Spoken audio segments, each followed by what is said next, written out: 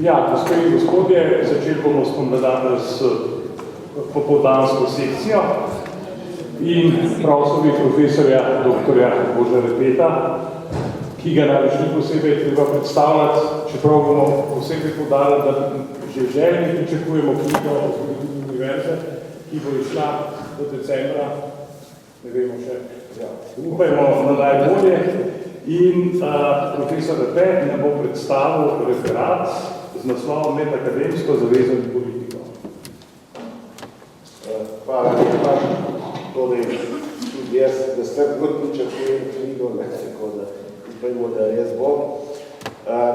Pravzaprav je bil moj naslov, ki je sedaj postal podnaslov, takole nas vodijo edino le stvarni vidiki, vsi drugi vzivi, tudi politični, so nam popolnoma tuji. To je sicer iz pisma, ki so ga profesor pravne fakultete poslali iz Pariza, ki so bili na Pariški mirovni konferenci, in s katerim so povedali, da bo hoteli povedati, da bo univerza apolitična. To je pa seveda zelo vprašljivo, ali je univerza lahko apolitična, in to bo tudi tema mojega referata. Sem seveda v nezavidljivi situaciji, ker vsak od vas je na nek način o tem že govoril ali bo govoril, tako da jaz pravzaprav lahko dam samo nekatere pomembnejše vidike v tem stoletnem sprehodu, kratkem sprehodu skozi zgodovino. Začel bi s tem, kar imate tudi napisano tukaj, da imamo v bistvu neko idealizirano definicijo univerze, da je to neka, to je samo ena od teh, ampak od variacij na temo, ampak nekako tako vse gredo, torej, da so univerze ključne inštitucije zahodne civilizacije in da pač na nek način tudi prenašajo to dediščino. V tem smislu naj bi bili seveda lahko res prepričani, da so univerze neke avtonomne inštitucije, vendar seveda to potrebo niso. Univerze so proizvod vsakokratne družbe, v dobrem in slabem. Včasih jo potiskajo naprej, dostikrat so lahko mehanizem za zaviranje njenega razvoja. Skratka, univerze so sestavni del družbe in tudi od prvih začetkov univerzitetnega študija do danes so tesno prepletene s politiko in od nje odvisne. To je povezano s številnimi stvarmi, predvsem pa seveda z oblastjo, upravljanjem in financami. Jaz sem imel pred kratkim videti možnost razstavo o obletnici univerze v Rostoku, ki jo praznuje v istem času kot mi, samo da je stara 600 let, in tam je lepo prikazano, kako je potekal boj za oblast na tej univerzi. Skozi celo zgodovino, ampak seveda tudi v njenih zgodnjih začetkih, v tem primeru pač med knezom, med mestom in med rektorjem kot predstavnikom univerze. Zato je torej vsaka zgodovina univerze hkrati politična zgodovina njene družbe in seveda obratno, vsaka politična zgodovina neke družbe avtomatično vsebuje tudi zgodovino univerze. In to bi upal trditi, še posebej velja za majhne narode. Vprašanje avtonomnosti univerze je tudi v sodobnih družbah, torej v najboljšem primeru lahko zgolj vprašanje pravice do sicer vsaj danes ustavno zagotovljene svobode do izražanja, v našem primeru, torej v primeru univerze, pa še do svobode raziskovanja in prenašanja znanja, kar pa vse je zamejeno z vrsto dejavnikov, ki jih določa politika, na prvem mestu financiranja, obenem pa tudi od tega, kaj od univerze želi in pričakuje. Od vrsta zakonov, ki zadevajo univerzo ali posegajo vanjo, pa tudi, vsaj v zadnjem času, od mednarodnih dogovorov in obvez, kot je bilo to, na primer, v primeru bolonjske reforme. Ne nazadnje so skozi zgodovino ustanovitelji univerz, bodisi papeži, bodisi državni ali deželni vladarji, bodisi mesta ali država. In kot rečeno, vedno je potekal oster boj za nadzor nad njimi. Ta zelo oster boj se po eni strani od druge polovice 15. stoletja odvija med religijami v evropskem kulturnem prostoru, med katoliško in protestantsko cerkvijo in njunimi feudalnimi podporniki, po drugi strani pa med skolastiki in humanisti, ki so v nekaterih primerih v naslednjih desetletjih prevzeli univerze ali pa še pogosteje večkrat ustanovili alternativne.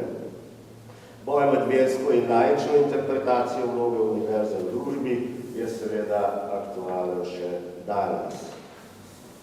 Humanisti so bili ostri nasprotniki katoliških in seveda tudi protestantskih interpretacij in se želijo vračati v začetnem obdobju k nepokvarjenemu krščanstvu, kasneje pa seveda za svobodo preizpraševanja in poučevanja vseh bistvenih vprašanj človeka in narave.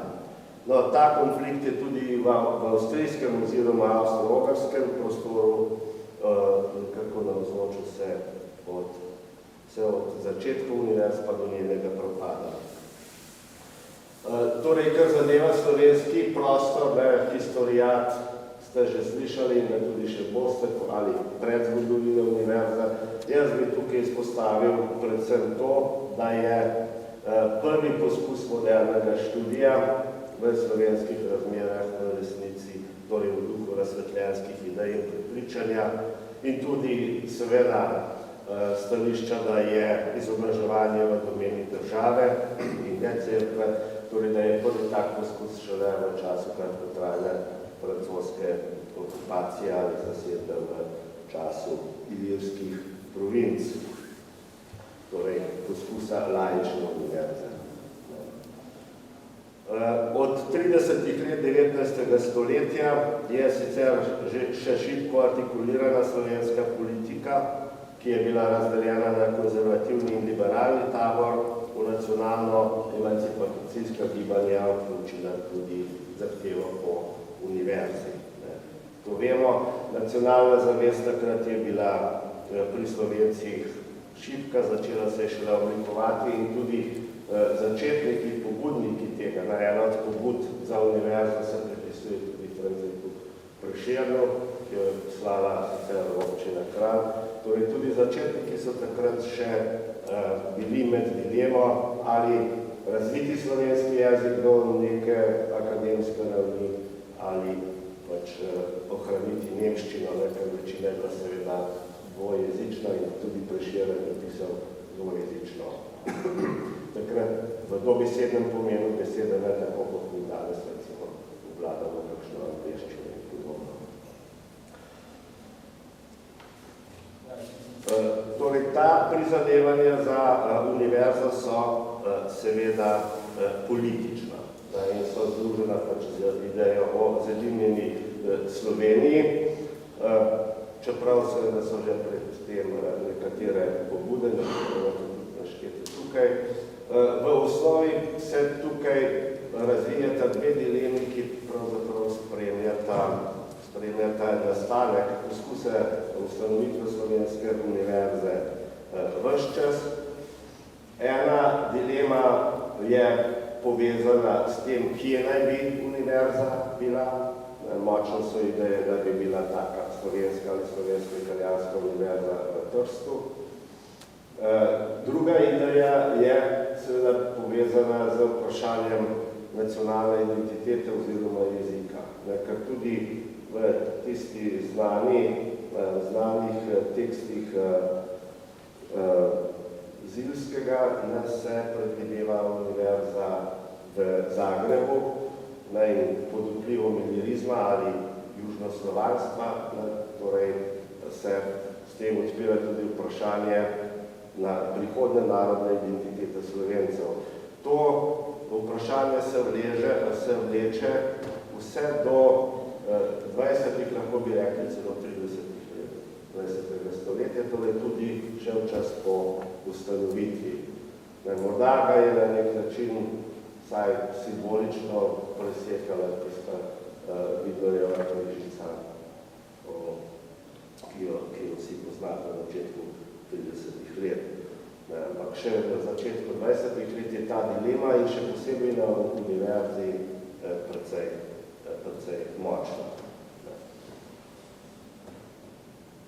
Torej, je pa seveda, če govorimo o politiki, treba reči, da so se za Slovensko univerzo v Ljubljani kar 70 letih 19. stoletja zavzemali vsi družbeni sloji, vsi časopisi in vsa politika.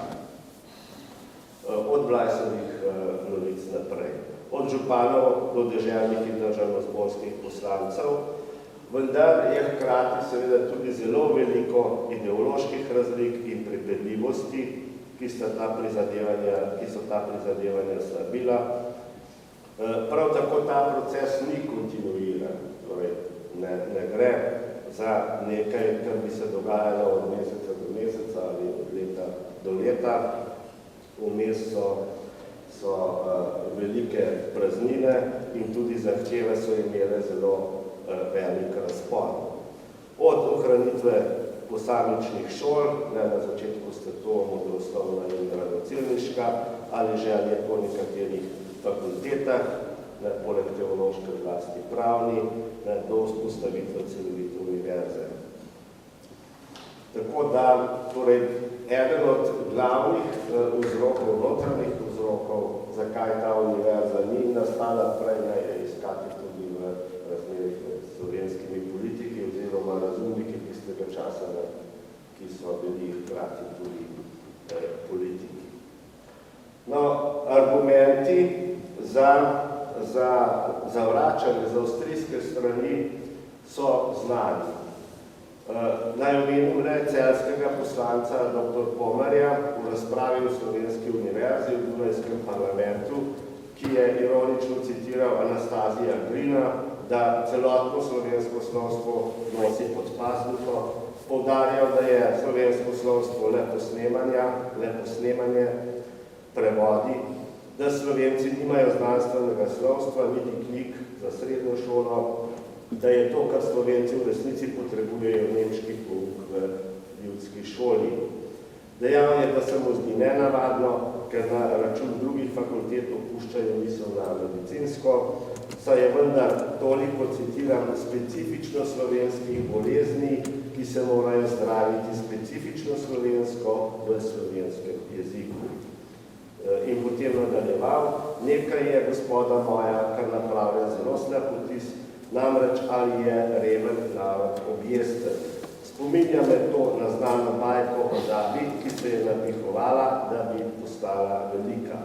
Ponavljam na kratko, slovenski narod je, jaz ne morem nič za to in mu tudi ne morem pomagati, eden najmanjših narodov v naši državi in v Evropi.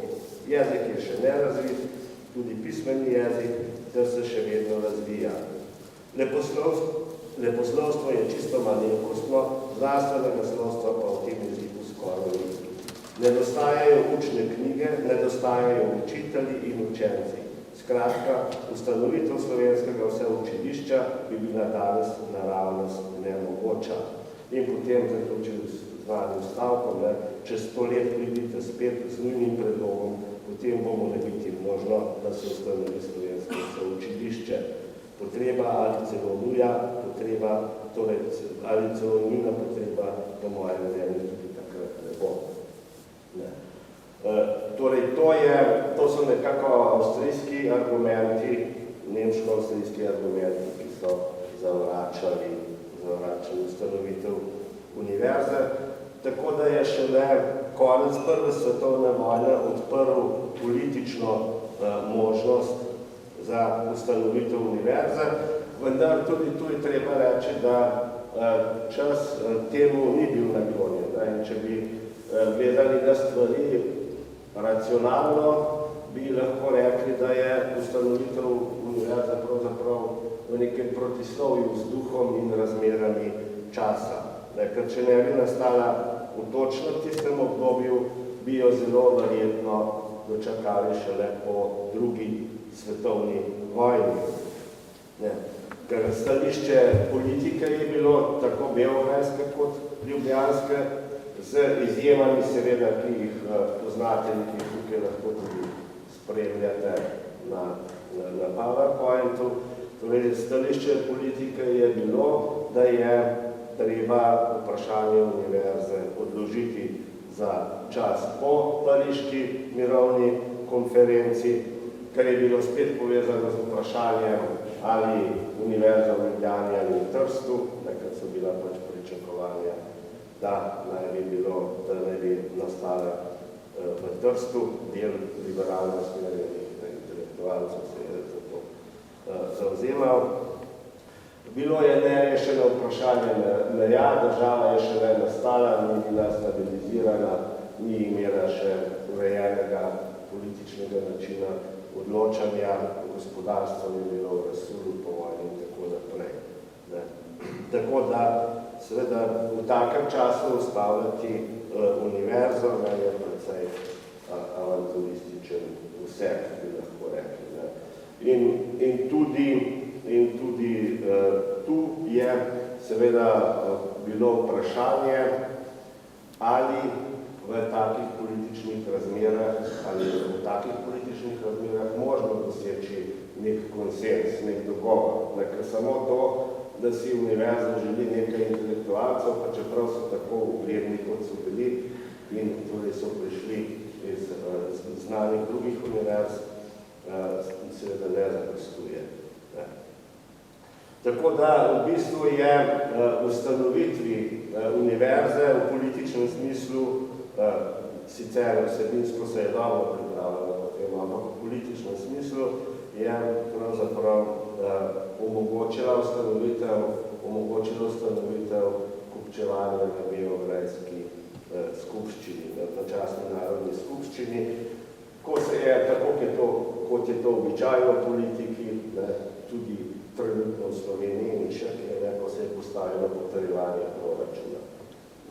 Torej, takrat je bila priložnost za kupčije prava, saj je vlada potrebovala vsak glas in tako se je v teh postavkah našla nenadoma tudi Slovenska univerza, za katero so še prej govorili, da zanjo ni čas za razpravo in da zanjo seveda tudi ni denarja. Torej, to je bil trenutek, ko je Ljubljanska univerza na beograjski politični borzi imela neko ceno, ta cena pa seveda bi lahko zelo hitro padla. Torej, seveda nastanek univerze znova ni šel brez politike in političnih polemik, povezanih s tistim, kar sem že nekaj omenil, torej vprašanje nacionalne identitete in tudi vprašanje jezika, ki naj bi se na bodoči univerzi uporabljal. Tukaj je bil bodoči profesorski zbor in tudi prvi torej voditelji te univerze, vključno s prvim rektorjem Premrem, so imeli svoje mnenje, ki ni šlo v prid, kot so temu rekli, narodnjaškim stališčem. Torej, tako kot je bila ustanovitev stvar politične volje, tako je bilo njeno življenje tudi med obema vojnama. Jaz seveda ne morem pri vsaki točki žal zahajati v podrobnosti, ampak gotovo je nekaj takih prelomnih točk, za katere lahko rečemo, da je šlo za obstoj univerze. Vsakokrat seveda je to povezano z dvema vprašanjama. Prvo je vprašanje financiranja in drugo je vprašanje unitarizma oziroma vprašanje, ali Slovenci v resnici potrebujejo svojo univerzo v svojem jeziku, ali je dovolj ena jugoslovanska univerza z dvema izpostavama, torej v Zagrebu in v Ljubljani, pri čemer so v glavna bi bila tista v Beogradu. Drugo vprašanje, torej čas med obema vojnama je boj za ohranjanje univerze. Prelomna točka je, ne bomo se spuščali v podrobnosti, ker poznamo uvedba diktature in nameravano ukinitev univerze, ki je tedajni nekdo vidno rešil pač s tem, da je univerza prosil za pokroviteljstvo kralja Aleksandra in univerza se tudi preimenovala. Univerza je sicer, kot veste, dvakrat nosila ime po politiku, drugič je bil Edvard Kardel. Če bi uspela ustanovitev že v Avstro-Ogrski, bi se pa imenovala po Francu Jožefu najmanj, ker tak je bil tudi predlog, oziroma so bili predlogi njeno ustanovitev. Torej, univerza je delovala zelo, med obema vojnama je delovala v zelo turbulentnem političnem času in je bila sestavni del politike. Treba je tudi reči, da je bila angažiranost, politična angažiranost in profesorov in še posebej študentov, teda je bistveno večja, kot smo jo navajeni sedaj. Tako da univerzo in prostor okrog nje, vedno se tudi odpira vprašanje prostorske avtonomije univerze, je bil prizorišče demonstracij, protestov, tako znotraj stavbe, tudi v tej dvorani, kot seveda v neposredni bližini univerze. In to že kmalu po začetku. Tu je mimogrede nekaj hvalnic na račun geografskih oblasti, ki so prihajale iz Ljubljane zaradi ustanovitve. Torej, do prvih spopadov je prišlo pred univerzo, je prišlo že leta 24 fizičnih spopadov, takrat so delovale nacionalistične organizacije, kot je Orjuna, recimo, in še nekatere druge. V začetku 30 let so se stopnjevale akcije proti unitarizmu. Torej, bilo je, znotraj univerze je bila vrsta spopadov, ki so se odvijali zlasti med katoliškim in liberalnim, kasneje pa komunističnim taborom. No, ob teh začetkih univerze je seveda treba izpostaviti še eno zelo pomembno vprašanje, to je vprašanje ženske emancipacije kot eminentno politično vprašanje. Univerzo so ustanovili moški. Vsi ti gospodje, ki jih vidite tukaj, so torej na teh slikah, so bili prepričani, da je to njihov posel in so si torej med drugim tudi podeljevali potem nekaj plakata za zasluge, recimo Danilo Majarono, kjer je pisalo, da Danilo Majarono, recimo, da se mu zahvaljujejo za moški pogum pri ustanovitvi univerze. Torej, ženske so imele enormno vlogo v tem obdobju med obema vojnama. Omeniti velja seveda tri, torej prvo doktorantko, Anno Majer, o kateri bomo na filozofski fakulteti še v nekaterih doktoratih kratko pripravili tudi razstavo. Druga je, ali prva, če hočete, Helen Kirkland, ki je bila lektorica angleškega jezika, torej ni bila predavateljica. Tudi Anna Majer ni postala predavateljica, čeprav je bilo tako dogovorjeno, vendar je tukaj šlo za osebne razloge in, če hočete, tudi osebne spore, kar je seveda poseben žlahten del univerzitetne zgodovine, ki bi ga bilo oddelati. No, torej Helen Kirkland je bila lektorica, ki je prišla s delegacijo Pariške mirovne konference, profesori, ki so jo tam srečali, so jo spoznali, predtem je pa bila jugoslovanski odbor in ima seveda zelo pisano zgodovino, pisano biografijo, ki zadeva tudi njene druge dejavnosti, predvsem altruizem in še nekatere. No, in Anna Sodnik, ki je postala pomožna, torej pomožna docentka, privatna docentka in je delovno poučevala v nekem seminarju. Torej, za svoje delo ni bila plačana, vloževala je družina, kot je bilo v tistem času običajno.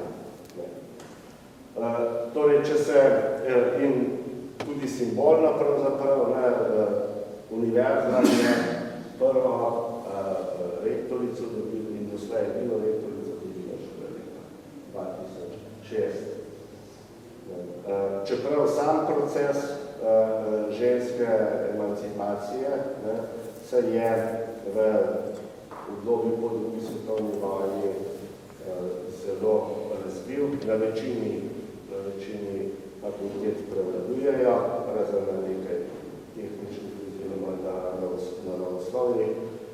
Razmerje pri zaposlenih je približno 60 proti 40. Seveda pa je moška trdnjava so še vedno prevladujoči, moški so še vedno pri rednih in izrednih profesurah. Tukaj se torej ta razlika zmanjšuje počasi. Zakaj? Tukaj so različne teorije, sociološke in druge. Mnogi sociologi so prepričani, da je vzrok v tem, da na univerzi ni več moči, ni denarja, se pravi, ga moški jo postopoma zapuščajo, tako kot so prej srednja in osnovna šola in še kakšen poklic in je tu zaradi tega ne bi torej ta emancipacija ali feminizacija, kot nekateri že govorijo, napredovala. No, če se vrnem na kratko k 30 letom, torej 30 leta so en hud spopad med katoliškim ali klerikalnim, kot so bo takrat rekli, in liberalnim delom univerze, ki poteka tudi do fizičnih razsežnosti. Jaz sem tukaj navedeni celo vrsto takih in drugačnih spopadov, ampak nažalost zanje nimamo časa. Torej, drugo obdobje, ki je izrazito politizirano ali politično obdobje, ki je tudi eksistenčno, vprašanje eksistence je obdobje druge svetovne vojne. O tem bo govoril kolega Godeša, jaz tukaj ne bi šel v podrobnosti. Rekel bi predvsem to, da so neke splošne značilnosti lahko zaznamo. Ena je gotovo ta, da se je univerza, kar zadeva študente, v večinskem delu opredelila za osvobodilno fronto. To še posebej velja za posamezne poklice. Od 300 študentov in študentov medicine jih je več kot 270 šlo v partizane ali sodelovalo z odporniškim gibanjem.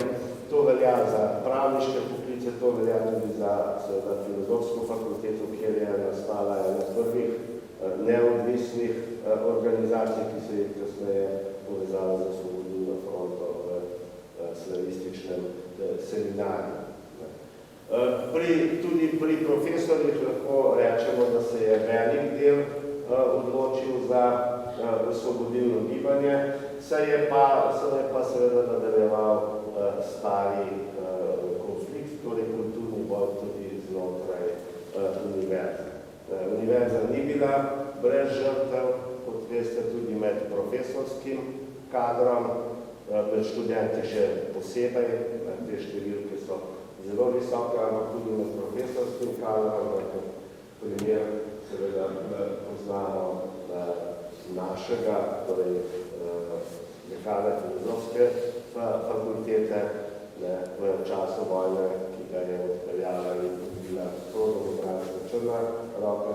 Na podoben način so ubili tudi tajnika univerze Skepna. Ogroženi so bili pa še nekateri profesori, tudi Milan Vidmar, recimo. Milana Vidmarja so, kot sam piše v spominih, rešili njegovi dunajski kolegi pred Črnorogom oziroma pred domobranci, ker so mu poslali uradno vabilo, da se zaposli na Dunajski univerzi, zaradi česar so ga Nemci tukaj ščitili. Tako da imamo paradoks, da Nemci ščitijo Vinarja pred domobranci. Te ponudbe sicer ni sprejel, ker mu je pa dala dragoceni čas, da se je zadeva postopoma odvila seveda proti koncu vojne. No, še zadnje obdobje po drugi svetovni vojni. Torej, v obdobju po drugi svetovni vojni univerza ni bila več ogrožena, je bila pa seveda spolitizirana. Prišlo je, kot veste, do čistke med profesorji. S tem je univerza nekako poravnala leta 2000, dva kolega sta tukaj Peter Vodopivec in Aleš Gabrič, ki sta sodelovala, vodila komisijo, na osnovi katere je potem prišlo do rehabilitacij. Je pa treba reči, če gledamo v nekih proporcijah, v nekih razmerih do drugih segmentov družbe, da tukaj na univerzi ta obračun ni bil tako drastičen. Seveda je veliko profesorjev zapustilo univerzo še preden je do tega sploh prišlo. To pa zato, ker je univerza, Osvobodilna fronta je sodelovala z univerzo, obstajala je korelacija in kljub temu, da se je univerza skušala postavljati nekaj vrste neutralnost, so jo šteli za svojo zaveznico, kar je seveda prineslo pozitiven učinek po drugi svetovni vojni. Povojni čas pomeni čas številnih reorganizacij. Eden od primerov računa seveda izključitev Biološke fakultete na neobstoječi datum, ampak tudi sicer številnih reorganizacij, vsaj 3 ali 4 lahko identificiramo, katerih temeljna značilnost je torej sestavljanje, razstavljanje, izločevanje, podrejanje posamičnim ministrstvom in generalno vzeto slabljenje univerze, kjer se tudi profesorje in vodstvo bolj ali manj izbira pod zunanjim vplivom. Višek tega so 70. leta s tako imenovanim tozdiranjem, ko je tudi univerza razdeljena po tozdih. Seveda tudi študentsko gibanje ni mirovalo, ni pa kontinuirano, tudi tu ne.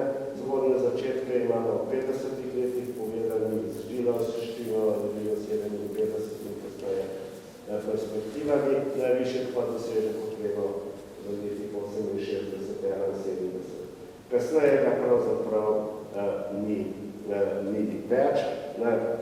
Politična narava univerza ali podrejenost univerza se izraža na različne načine, tudi tako, da je recimo Josipu Brozu podeljen častni doktorat, da se kot že omenjeno imenuje po Edvardu Kardeliju. Študentsko gibanje v 80-ih letih potem nima več kakšne večje funkcije in tudi po osamosvojitvi. Sem in tja so izbruhi, ki so povezani predvsem s sindikalnim položajem delavcev, torej študentov.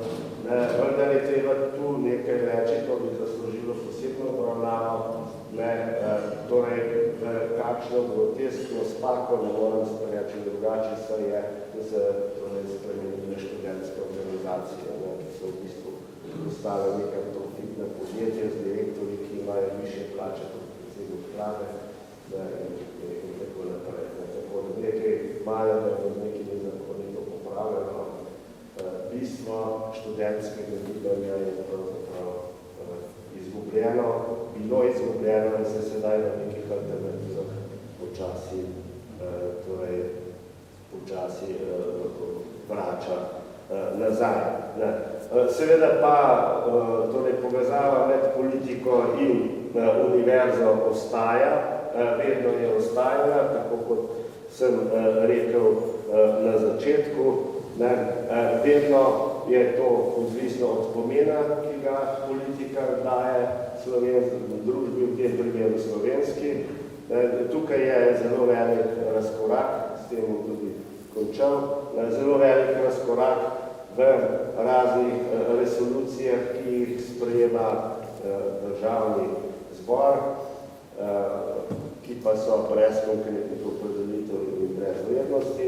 In med tistim, kar država v resnici namenja za znanost in za univerzo, kjer smo na repu univerze, zelo se kaže v splošnem antiintelektualizmu te družbe, ki ga lahko vidimo od državnega zbora, pa tudi konec koncev, če predsedniku vlade včasih uide kakšna taka iz časa Serpentinška, nehajmo filozofirati, začnimo delati.